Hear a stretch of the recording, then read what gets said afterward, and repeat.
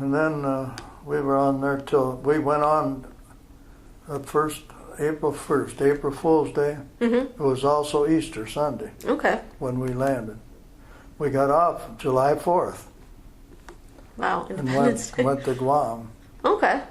And when I was on Guam, of course, Cousin Albert was on Guam again, so he got to see him. And he's still living with Ginger Rogers' husband in the tent. And at one time we were getting ready to hit the mainland.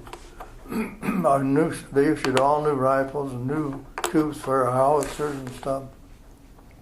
And they said this word was passed around that they had dropped some new kind of bomb on Japan. Mm-hmm. And we were all celebrating, and the ships out in the harbor were firing tracers up in the air. Everybody was celebrating. And I went down with Albert and whatever his name was, Ginger Rogers' husband, and had a few drinks with them.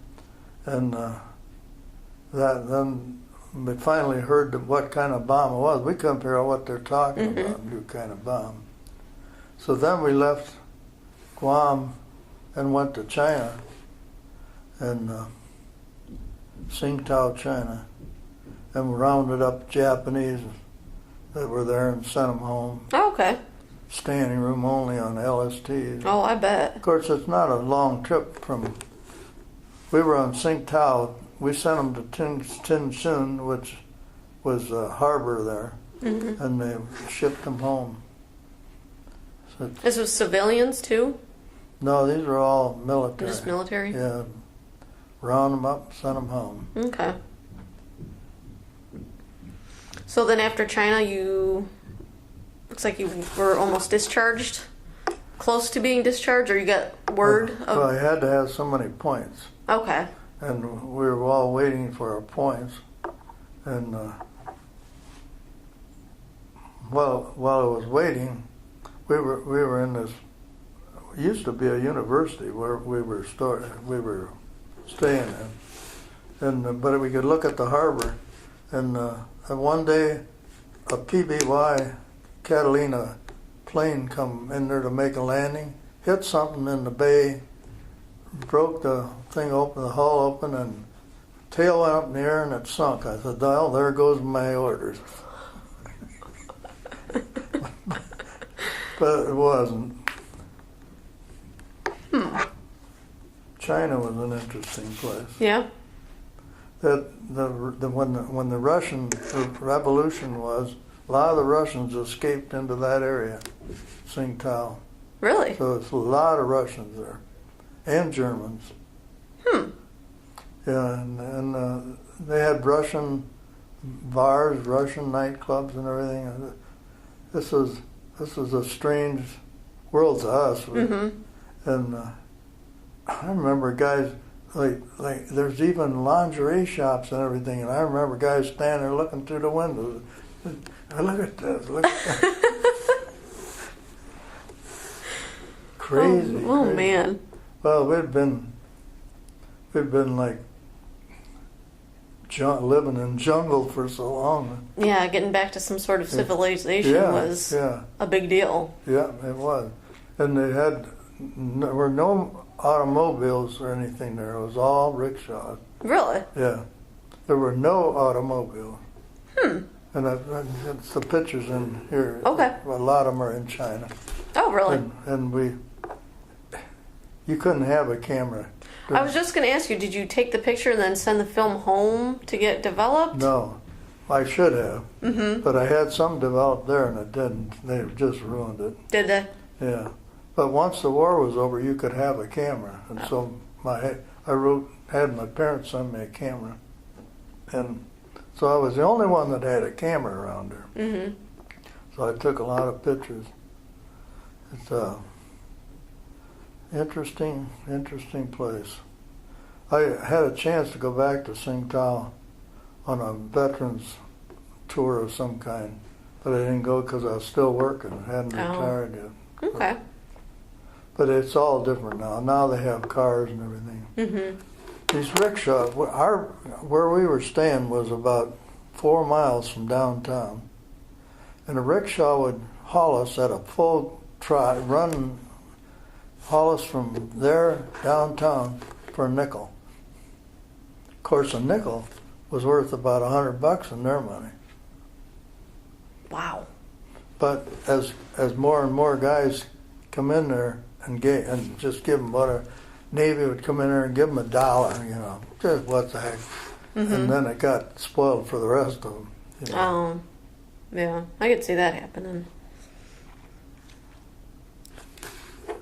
So before you got discharged and everything, and while you were in the service, did you write letters home back and forth at all, or did you keep a diary or anything? No. Sort of. Yeah. But I kept addresses and stuff like that. I did send mail. Did you? And I got, I guess I didn't, I got, what they call it, email? Mm-hmm. I think it was email. Not email. Oh, like a telegram or something? No, it was a little miniature. I thought I had some. Little miniature letter. It's a Postcard? You write a letter, and then they photograph it. Oh, I've seen those, but I don't know what they're But I can't called. think what it's called. But I've processed some of those before. I sent a lot of those, and I still have some Okay. that I sent home. Okay. Well, I did make a mistake one time. I knew about 3 different girls that were in Gibsonburg High School, and I was writing to them, and so I dear Jane so-and-so, dear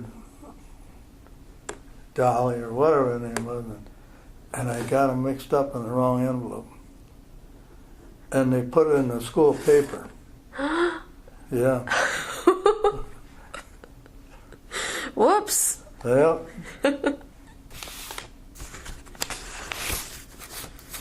And I married a girl from Gibsonburg then. Yeah?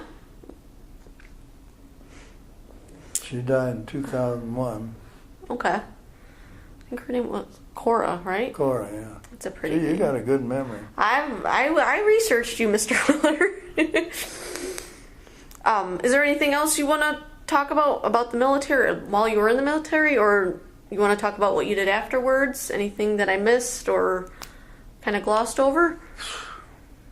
I don't know. There's so much that you could talk about. It would go on forever. Mm-hmm. But when I got home, I was gonna say, do you recall, the days after your service I got ended? discharged in Chicago, Okay. and I got $300 mustering out pay, and I still got the watch. This isn't the one, but Oh, I was like, still got- wow, I'm impressed. The first thing I did was go out and buy a watch. 'Cause Really? I never had one there, and I still got it at home. Doesn't look too good, but I still got it. But anyhow, when I got on a plane, a C-47 or DC-3, same plane, in Chicago, and flew to Toledo, at the old airport, Okay. not where it is now, the old airport. And I didn't tell anybody I was coming home. And in fact, I didn't know it till the last minute. But I got a sea bag with all my stuff in it. And when I got into Toledo, didn't have a way home or anything. So I threw a sea bag over my shoulder and started walking down the road there towards Lindsay. And a guy in a pickup come along, picked me up, and said, "Where are you going?" I said, "Lindsay." He said, "Well, I live in Genoa," but he said, "I'll take you home." So he delivered me right to my front door, and I rapped on the door. And nobody knew you were coming home. No, and my mother answered the door, and she about passed. I was just saying, you bet she about fell over. She did. She turned white and got me.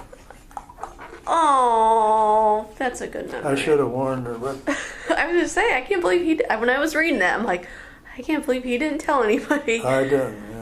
Yeah. Well, of course, you didn't know exactly for sure when you were coming anyways, so. Well, and I didn't have a telephone like Yeah, I exactly. didn't have a cell phone like you do now, and you're just. Anyhow, I got home. So what did you do afterward? Did you go back to school? Did you No, kind of take a break and but I could have. with the GI Bill? Yeah, I could have. Okay. That was dumb. I didn't do it. Mm-hmm. But then I went to work for Nepper Roofing and Lightning Rod here in Fremont. Okay. Worked for them for a while. Then in 1950, I got something. My brother-in-law told me that they were hiring at Precious Beryllium. And so I applied and got a job there and worked there for 37 years. Wow. But anyhow, I didn't have a college degree, which I should have had, and I could have, but I just didn't do it. But I worked for I worked for 9 years on a swing shift. Every week you worked a different shift. You worked 4 to 12, 12 to 8, and then 8 to 4. Always going around backwards, changing. I've had 9 years since I've had enough.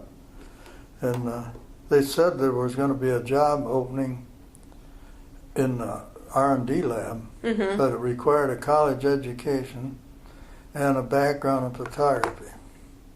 Well, I didn't have the college education, but I did, like I took pictures over there. I took a lot of pictures.